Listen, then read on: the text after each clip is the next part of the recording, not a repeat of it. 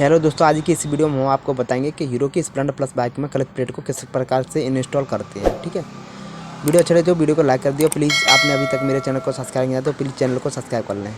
दोस्तों, इस बाइक में हम FCC company clutch plate fitting करेंगे। ठीक है, तो इसके सबसे पहले ये क्लच प्लेट को हमने पैकिंग से बाहर कर लिया है। ये रही FCC कंपनी क्लच प्लेट है। 4 क्लच प्लेट निकलती हैं और 4 ही क्लच प्लेट इंस्टॉल होती हैं बाइक में, हीरो की स्प्लेंडर प्लस बाइक में। ठीक है, FCC कंपनी की कुछ इस प्रकार की क्लच प्लेट होती हैं, जो कि FCC कंपनी है वो एक जेन्युइन कंपनी है। बजाज की जितनी भी क्लच प्लेट आती हैं सभी FCC कंपनी की ही आती हैं। बजाज के अंदर जब ओरिजिनल क्लच प्लेट लेते हैं तो उसके अंदर FCC कंपनी की निकलती हैं। ठीक है, इस बाइक के अंदर भी पुरानी ये क्लच प्लेट हैं वो भी FCC कंपनी की है, और न्यू जो क्लच प्लेट हम भी डालेंगे वो भी FCC कंपनी की डालेंगे। ठीक है, न्यू और पुरानी क्लच प्लेट में देखो कितना अंतर है। देखो पुरानी क्लच प्लेट चल चल के कितनी ब्लैक हो चुकी हैं। ठीक है, न्यू क्लच प्लेट अब हम आपको दिखा देते हैं। न्यू क्लच प्लेट पर FCC गुदे हुए टाइप में लगा हुआ है, और जो पुरानी निकली हुई है इस बाइक में उस पर FCC मोहर टाइप में लिखा हुआ है। ऐसे मोहर लगती है उसी टाइप में, देखो इस पर लिखा हुआ है, देखो FCC, ये मोहर लगी है FCC की। ठीक है, इस पर गुदे हुए टाइप लगा है FCC, लेकिन दोनों ओरिजिनल हैं, क्लच प्लेट हैं। बस पेनड्रम चेंज कंपनी ने पेनड्रम जो है वो चेंज कर दिया। ठीक है, अब इस बाइक में हम क्लच प्लेट इंस्टॉल करेंगे। सबसे पहले क्लच हब को इस प्रकार से पकड़ेंगे और हम सबसे पहले इसमें क्लच प्लेट डालते हैं क्लच हब में। ठीक है, जब क्लच हब में डालते हैं तो क्लच प्लेट को लिखा हुआ जो साइड है वो नीचे की तरफ होना चाहिए। ठीक है, सबसे पहले क्लच प्लेट, फिर प्रेशर प्लेट, फिर क्लच प्लेट और फिर प्रेशर प्लेट। इस प्रकार से हमें चारों क्लच प्लेटों को हमें फिटिंग करना है। ठीक है, क्लच हब में दोस्तों, क्लच हब में क्लच प्लेट फिटिंग करने से पहले क्लच हब और सेंटर दोनों को हमें चेक करना है। एक भी कटा नहीं होना चाहिए, अगर एक भी हमारा कटा हुआ है तो उसे चेंज करना है। ठीक है, दोनों हमारे क्लच हब और क्लच सेंटर दोनों सही हैं।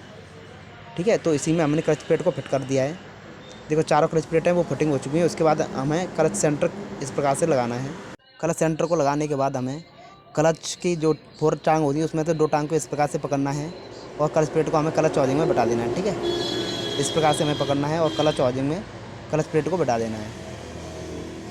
ठीक है, लेफ्ट राइट हम घुमाएंगे और आराम से ये क्लच प्लेट क्लच हाउसिंग में फिटिंग हो जाएगी। ठीक है, और दोस्तों इस प्रकार से अगर फिटिंग नहीं होती तो एक बार को क्लच बाहर निकालनी है और दोबारा से क्लच प्लेट को लेफ्ट राइट की तरफ हाथ से घुमाकर दोबारा से फिर क्लच हाउसिंग में बैठा देना है। ठीक है, तो क्लच प्लेट बिल्कुल बैठ चुकी है। उसके बाद क्लच आपको इस प्रकार से घुमाना है, इस प्रकार से फ्री घूमना चाहिए। ठीक है, अब हमें लेना है इसका बारसर। सबसे पहले इसका बारसर लगाना है। बारसर में उठा हुआ सिरा है वो बाहर की तरफ होना चाहिए। उसके बाद इसका क्लच का नट हमें कसना है। ठीक है, अब यहाँ पे 4 टांग वाला पुलर लेना है और क्लच का पुलर लेना है, जिससे हमें बोल्ट टाइट करना है। ठीक है, पुलर को दिखाई हुए अनुसार लगाना है। उसके बाद क्लच पुलर को इस प्रकार से बोल्ट को टाइट कर देंगे हैंडल टी टॉमी से। ठीक है दोस्तों, फुल टाइट करना है, लूज नहीं रहना चाहिए। ठीक है, टाइट हो गया है बोल्ट। अब इसमें हम 4 स्प्रिंग लगाएंगे। 4 स्प्रिंग लगाने से पहले इस प्रकार से क्लच को घुमाना है लेफ्ट राइट की तरफ। ये सब बिल्कुल फ्री घूमना चाहिए दोस्तों। जब घुमाते हैं तो गाड़ी हमारा न्यूट्रल में होना चाहिए, गियर में नहीं होनी चाहिए। ठीक है, 4 स्प्रिंग इस प्रकार की लगानी है दिखाई हुए अनुसार। उसके बाद हमें प्लेट लगानी है ऊपर से, ये वाली प्लेट, और 4 बोल्ट लगानी है। ठीक है, 4 बोल्टों को जब हमें टाइट करना है तो आमने सामने करना है, और जब भी हम क्लच प्लेट को खोलते हैं तो भी आमने सामने की तरफ बोल्ट खोलना है। ठीक है, कैसे टाइट करना है देखो, 10 नंबर टी टॉमी से इस प्रकार से आमने सामने बिल्कुल। ठीक है, इस प्रकार से हमें टाइट करना है, और टाइट होने के बाद हमें एक प्रकार से क्लच घुमा के देखना है कि क्लच घूमना नहीं चाहिए। ठीक है, ये बेरिंग है, बेरिंग में प्ले देखना है, अगर ज़्यादा प्ले है तो बेरिंग को हमें चेंज करना है। इस प्रकार से हमारी क्लच प्लेट है वो अभी फिटिंग हो चुकी है। उसके बाद ये जो नीचे है कटोरा लगा होता है ऑयल जाने के लिए क्लच प्लेट पर, तो इसको भी हमें लगा लेना है। इसमें 10 mm के 2 बोल्ट होते हैं, दोनों को हैंडल टी टॉमी से टाइट करना है। ठीक है, इसके बाद ये रोटर लगाना है। रोटर में सबसे पहले ये जो बारसल है वो उठा हुआ सिरा बाहर की तरफ होना चाहिए। उसके बाद ये नट है उसे टाइट करना है। ठीक है, टाइट करने के बाद ये जो पैकिंग है, ये पैकिंग कहीं पे फटी नहीं होनी चाहिए। उसके बाद ये जो प्लेट है इस प्लेट को लगाना है। प्लेट में 4 पेच होते हैं जो कि पेचकस से कसे जाते हैं। ठीक है, इनको टाइट करना है आमने सामने। उसके बाद हमें रेसी बॉन्ड का इस्तेमाल करना है क्लच चैम्बर पर।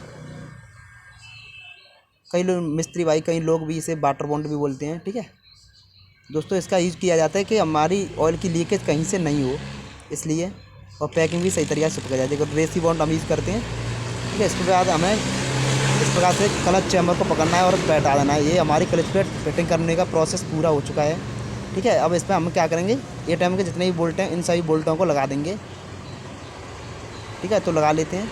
ये वीडियो कैसी लगी और अच्छी लगी हो तो वीडियो को लाइक कर दें, और प्लीज़ आपने अभी तक मेरे चैनल को सब्सक्राइब नहीं किया तो प्लीज़ चैनल को सब्सक्राइब करना है, ठीक है। चैम्बर के सभी बोल्ट कसने के बाद हमें किक लगाना है और पूरा प्रोसेस हो चुका है।